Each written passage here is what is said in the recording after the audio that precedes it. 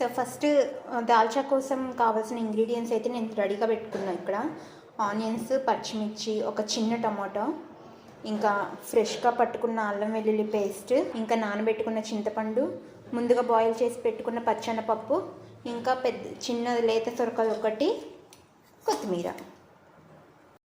గిన్నెలో ఆయిల్ వేసుకొని ఆవాలు, జీలకర్ర, దాల్చిని, లవంగాలు, యాలకులు అయితే యాడ్ చేశాను. దాని తర్వాత పచ్చిమిర్చి చీలికలు, ఇంకా ఆనియన్ స్లైసెస్ యాడ్ చేశాను. సో అవన్నీ ఫ్రై అయ్యాక దాంట్లోనే ఒక స్పూన్ అయితే జింజర్ గార్లిక్ పేస్ట్ అయితే యాడ్ చేసుకున్నాను. సో అంతా పచ్చివాసన పోయాక దాంట్లో ఒక చిన్న టమాటా స్లైసెస్ యాడ్ చేశాను.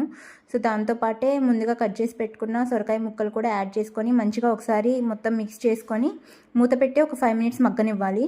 సో దాంట్లోనే ఇప్పుడు స్పైసెస్ యాడ్ చేసుకోవాలి. లైక్ కారము, పసుపు, ఇంకా ఉప్పు, రోస్ట్ చేసిన జీరా పౌడర్, కొరియాండర్ పౌడర్ అయితే యాడ్ చేసుకున్నాను. సో అన్నీ ఒకసారి మంచిగా మిక్స్ చేసుకొని సో దాంట్లో అయితే నేను చింతపండు పేస్ట్ అయితే యాడ్ చేసుకున్నాను.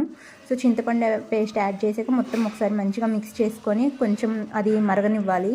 సో ఆఫ్టర్ దట్ ముందుగా ప్రిపేర్ చేసి పెట్టుకున్న పచ్చెనపప్పు అయితే వేసుకున్నాను. సో దానికి రిక్వైర్డ్ వాటర్ అయితే మనం యాడ్ చేసుకోవాలి. నేనైతే 1.5 లీటర్ వాటర్ అయితే యాడ్ చేశాను. వాటర్ యాడ్ చేసుకున్నాక ఒక 45 to 1 అవర్ అయితే నేను మరిగించాను. దాంట్లో లాస్ట్గా కొత్తిమీర అయితే వేసుకొని ఇంకా ఫ్లేమ్ ఆఫ్ చేసుకోవడమే, అంతే అండి. కట్ట అయితే ప్రిపేర్ అయిపోతుంది.